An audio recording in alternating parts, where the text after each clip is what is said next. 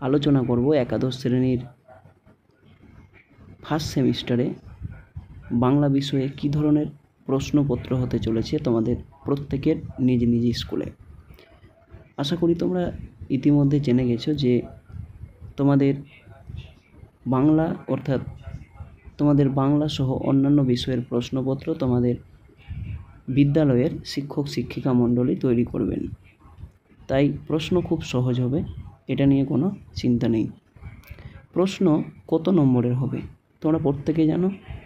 পূর্ণমান অর্থাৎ ফুল নম্বর থাকবে 40, সময় থাকবে 1 ঘন্টা 15 মিনিট। প্রতিটি প্রশ্নের জন্য 1 নম্বর ধার্য থাকবে। দেখে নাও তোমাদের সেমিস্টার 1-এর ওএমআর শিটটি এইভাবে হতে পারে। বিভিন্ন স্কুলের ওপর নির্ভর করে তারা কিভাবে তৈরি করবে। দেখো, এই যে দেখতে পাচ্ছ তোমাদের 1 দাগ নম্বর দেওয়া রয়েছে, সেখানে ABCD দেওয়া রয়েছে। তো আমি অবশ্য প্রশ্নপত্র দেখাবো কিভাবে এটা পূরণ করতে হবে। আগে দেখে নাও। ধরে নাও তোমার উত্তর বি ঠিক অপশান 4টি অপশানের মধ্যে। তো বি উত্তর ঠিক হলে তোমাকে এই বি যে সার্কেল দেওয়া রয়েছে বি এর চারধারে, সেটাকে পূর্ণ করতে হবে, একটু যেন খালি না থাকে। এই হচ্ছে তোমার ওএমআর শিট পূর্ণ করার পদ্ধতি।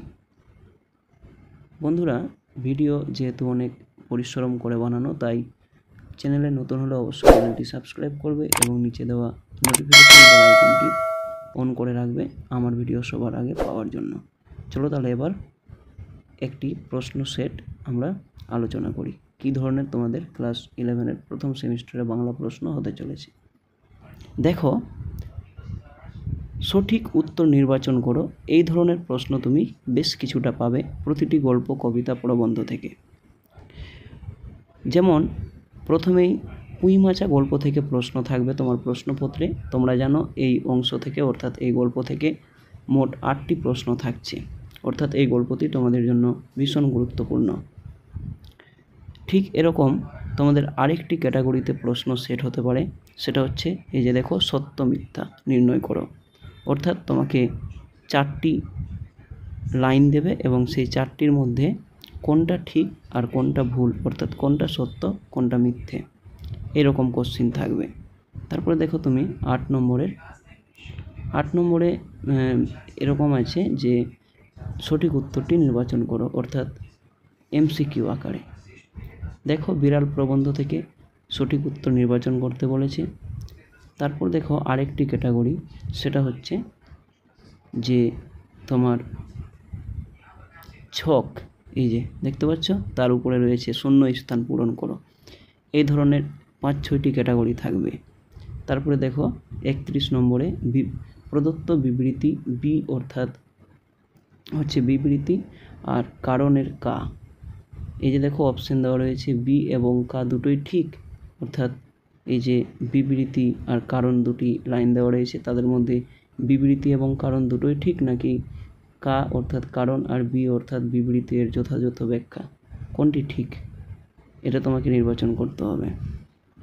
তারপর দেখো এখানে রয়েছে কিছু ভাষা থেকে কোশ্চিন থাকবে তোমাদের, কিছু থাকবে সাহিত্যের ইতিহাস থেকে।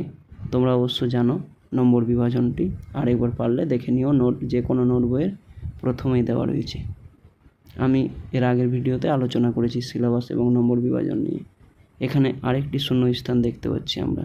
এই যে দেখো বক্তব্য 34 নম্বর, বক্তব্য বিষয়ে প্রদত্ত বিকল্পগুলির মধ্যে কোনটি গ্রহণযোগ্য।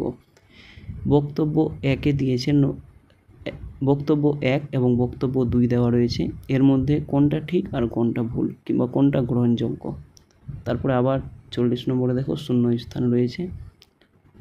এইভাবেই তোমাদের 5-6টি ক্যাটাগরিতে কোশ্চিন হবে, অর্থাৎ 5-6 রকমের প্রশ্ন হতে পারে MCQ আকারে। তোমাদের এই প্রশ্নগুলোর উত্তর কিন্তু তোমাদের স্কুল থেকে একটি শিট দেওয়া হবে, এবং যেমন ধরো 1-এর দাগে প্রশ্ন রয়েছে খেন্তিমা এসব কথা থেকে আনলি, এসব বলতে কিসের কথা বলা হয়েছে। 4টি অপশন রয়েছে, তোমাকে 4টি ABCD করে গোল সার্কেল দেওয়া হবে, এবং সেই ওএমআর শিটের গোল সার্কেল যেটা তোমার উত্তর সঠিক মনে হবে, যেমন এখানে বি উত্তরটি ঠিক, সেই বি সার্কেলটি ভালোভাবে তোমার বল পেন দিয়ে ভালোভাবে ঘিরে দিতে হবে, অর্থাৎ পূর্ণ করতে হবে রাউন্ডটি, সার্কেলটি। এইভাবে দেওয়া থাকবে প্রতিটি প্রশ্নের দাগ নম্বর অনুযায়ী তোমার ওএমআর শিটের ওই সার্কেল পূরণ করতে হবে। এই ছিল আজকে একটি সেট নিয়ে আলোচনা। পরবর্তীতে আরও সেট 2, 3, 4, 5 অবধি আলোচনা করব। এরকমই তোমাদের স্কুলে প্রশ্ন হবে। স্তম্ভ কিন্তু একটি থাকছে। তারপর এরকম শূন্য স্থান 3টি থাকবে, এরকম 40 দাগের মতো। নেক্সট বিবৃতি দিয়ে থাকবে। তারপর থাকছে তোমার বক্তব্য ক্যাটাগরির 2টি প্রশ্ন, আর থাকছে নির্বাচন করো। এই 4-5 ধরনের। স্তম্ভ কিন্তু একটি থাকবে, এটা কিন্তু একদম অবশ্য থাকবে। এই যে আরেকটি ক্যাটাগরি দেখো, যে বলছে ক্রম অনুযায়ী বাক্যের পুনর্বিন্যাস করো, অর্থাৎ ABCD দিয়ে দিয়েছে 4টি লাইন।